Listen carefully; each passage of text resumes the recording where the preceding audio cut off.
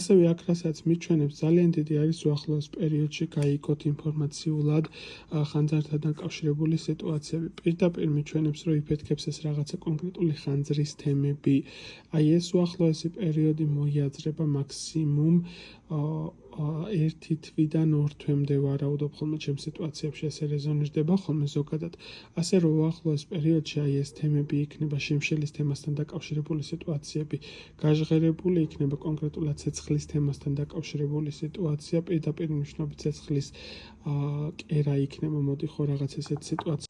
ძლიერი ხანძარი დიდუბეში ლოკალიზებულია. უკვე რამდენიმე საათია ცეცხლი ეგრეთ წოდებულ ბორჯომის ბაზრის ტერიტორიას უკიდია. საერთო ჯამში საუბარია 15,000 კვადრატულ მეტრ ფართობზე, სადაც ტანსაცმლის, ხილბოსტნეულისა და სხვადასხვა სახის პროდუქციის სასაწყობე ფართებია.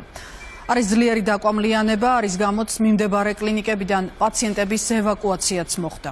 ცეცხლის ჩაქრობას 30 სახანძრო სამაშველო ბრიგადა ცდილობს. არსებული ინფორმაციით, ხანძრის შედეგად არავინ დაშავებულა.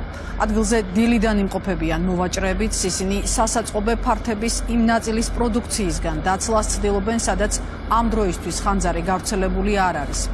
ცეცხლის გაჩენის ერთ-ერთ ვერსიად ელექტროგაყვანილობა სახელდება.